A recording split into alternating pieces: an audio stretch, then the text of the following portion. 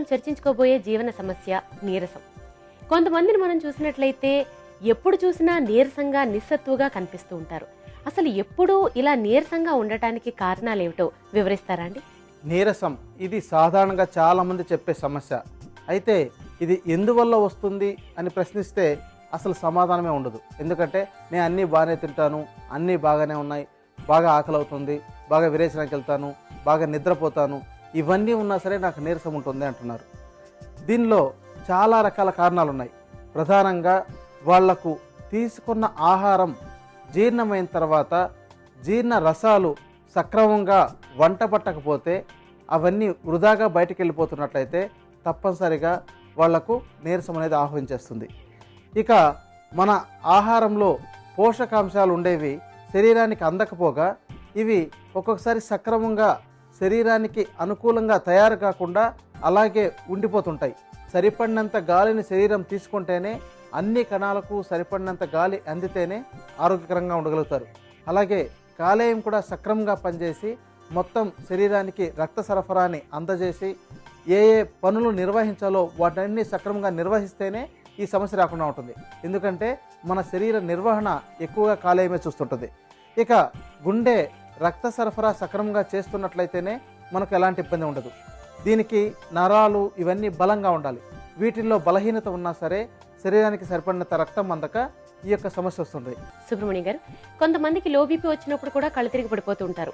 అవగాహన లోపం వల్ల లో బీపీని కూడా నీరసం అనుకుంటూ ఉంటారు కొంతమంది. మరి ఈ రెండింటిని ఏ విధంగా గుర్తించాలో వివరిస్తారా అండి? నీరసం అనేది మనం ఎంత ఆహారం తీసుకుంటున్నా, నిత్యం మనం మల విరేచనం సక్రమంగా ఉండి, జీర్ణశక్తి సక్రమంగా ఉండి, నిద్ర సరిపడినంత ఉన్నా సరే నీరసం ఉంటుంది. అదే లో బీపీ అయితే మనకు రక్తపోటు అల్పస్థాయిలోకి పడిపోతున్నప్పుడు వెంటనే అప్పటికప్పుడు మారే లక్షణం. అందుకని ఈ లక్షణాలు కనపడుతున్నట్లయితే అప్పుడప్పుడు రక్తపోటు కనుక చెక్ చేసుకుంటున్నట్లయితే, దీంతో మనకు రక్తపోటు ఉండాల్సిన దానికన్నా చాలా తక్కువ స్థాయిలో ఉన్నట్లయితే దాన్ని అల్ప రక్తపోటుగా గుర్తించాలి. కానీ నీరసం అనేది అసలు దీనికి సంబంధం లేకుండా వాళ్లకు కొద్దిగా ఒక గంట నడిస్తేనే వెంటనే నీరసం వచ్చేసి నేను కూర్చొనేస్తుంటారు. ఇక నేను నడవలేను, నా వల్ల కాదంటారు. అదే ఉదయం నుంచి మధ్యాహ్నం పనిచేసేసరికి ఇంకా అప్పటికే నీరసించిపోయి నేను పని చేసుకోలేను, నా వల్ల కాదు అని చెప్పనేసి ఉండిపోతుంటారు. ఇదన్నీ నీరసం కిందకి వచ్చే సమస్య. ఇది ఇతర అవయవాలకు సంబంధించిన ఏదైనా లోపాలు ఉన్నట్లయితే అప్పుడు కనపడుతుంది. వీళ్లకు ఈ సమస్య నిత్యం బాధిస్తుంటుంది. అదే అల్ప రక్తపోటు మాత్రం కేవలం ఆ యొక్క రక్తపోటు తగ్గినప్పుడు మాత్రమే వచ్చి మిగతా సమయంలో అన్నీ బాగానే ఉంటాయి. అందుకని నీరసాన్ని అల్ప రక్తపోటుని ఒకే విధంగా గుర్తించడానికి వీల్లేదు. ఈ నీరసం సమస్యలో బాధపడుతున్న వాళ్ళు ముందు సమస్య ఎక్కడుందో గుర్తించాలి. ఇక్కడ జీర్ణం సరిగా లేకపోతున్నట్లయితే లేదా విరేచనాలు రోజుకు 4-5 సార్లు అవుతున్నట్లయితే వాళ్లకు ఆహారం తీసుకున్నది సక్రమంగా జీర్ణం కాక దానిలోని పోషకాలు కూడా ఈ యొక్క విరేచనం ద్వారా బయటకు వెళ్ళిపోతుంటాయి. అంటే గ్రహాణి అనే వ్యాధిలో కానీ IBS అంటారు, ఇరిటబుల్ బౌల్ సిండ్రోమ్ అని, ఈ సమస్య ఉన్నప్పుడు ఇలాంటి లక్షణాలు కనపడతాయి. అందుకని ఇలాంటి వాటికి తగిన చికిత్స తీసుకోవాలి. ఇక రోజు వ్యాయామం సరిపడినంత చేయాలి. వ్యాయామం లేకుండా ఉన్నట్టయితే తప్పనిసరిగా నీరసం ఉంటుంది.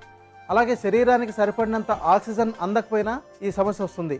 అందుకనే రోజు ఉదయం ప్రాణాయామం కానీ వ్యాయామం కానీ లేదా యోగా లాంటివి చేయమంటుంటారు. లేదా వాకింగ్ లాంటివి చేస్తున్నట్లయితే, ముఖ్యంగా చెట్లున్న ప్రదేశానికి వెళ్తున్నట్లయితే మనకు మంచి ఉత్సాహం వస్తుంది. ఎందుకంటే ఉదయం ఈ యొక్క చెట్లు ఎక్కువ ఆక్సిజన్ విడుదల చేస్తుంటాయి.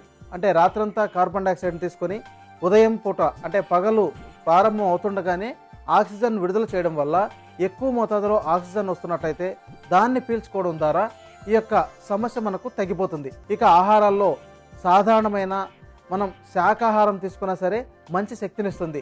పప్పులు, ధాన్యాలు, ఇంకా ఆ పాల పదార్థాలు, పళ్ళు, పళ్ళ రసాలు ఇలాంటి వాటినన్నింటినీ ఎక్కువగా తీసుకోవడం వల్ల మనకు మంచి శక్తినిస్తుంది.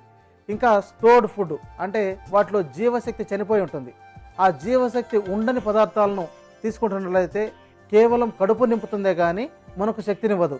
అందుకని జీవం ఉన్న ఆహార పదార్థాలు ఎక్కువగా తీసుకుంటూ జీవం లేని ఆహార పదార్థాలని తగ్గించుకుంటూ వ్యవహారంలో కానీ అలాగే విహారాల్లో కానీ మనం మార్పు చేసుకున్నట్లయితే ఈ సమస్య లేకుండా కాపాడుకోవచ్చు. సుబ్రహ్మణ్యం గారు, మరి ఈ నీరసం సమస్య నివారణకు ఆయుర్వేద ఔషధం ఏ విధంగా తయారు చేసుకోవాలో వివరిస్తారండి? నీరసం తగ్గించుకోవడానికి మనకు అందుబాటులో ఉండే ఔషధ మూలికల్లో ప్రధానమైనది బూరుగ బంక. మోచరస్, షాల్మలి, బూరుగ బంక అనే పేరుతో మార్కెట్లో లభిస్తుంది. దీన్ని అలాగే పొడి చేసి గోమూత్ర అర్కంలో వేసి బాగా కలిపేసి నానబెట్టి తర్వాత ఒక గుడ్డలోకి వడబోసుకొని కిందకు వచ్చిన దాన్ని మొత్తం గుజ్జు లాంటి దాన్ని తీసుకొని ఆ గుజ్జును ఎండలో ఆరబెట్టినట్లయితే మొత్తం ఆరిపోయి పలుకుల్లాగా తయారవుతుంది. అలా తయారైన దాన్ని మీరు చూర్ణం చేసుకుని ఉపయోగించుకోవచ్చు. అలాంటి మోచరస్ చూర్ణం 50 గ్రాముల మోతాదులో తీసుకోవాలి. ఇప్పుడు ఔషధం తయారు చేయడానికి తగినంత మోతాదులో కలుపుతున్నాం. తరువాత కావాల్సిన మంచి ఔషధం రావి పళ్ళు.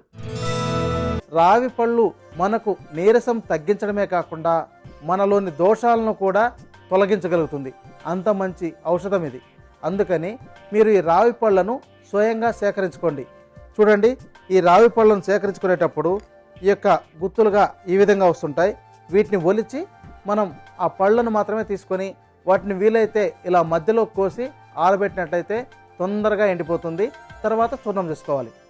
రావి పళ్ళ చూర్ణాన్ని కూడా మనం 50 గ్రాముల మోతాదులో తీసుకోవాలి. ఇప్పుడు ఔషధం తయారు చేయడానికి తగినంత మోతాదులో కలుపుతున్నాం.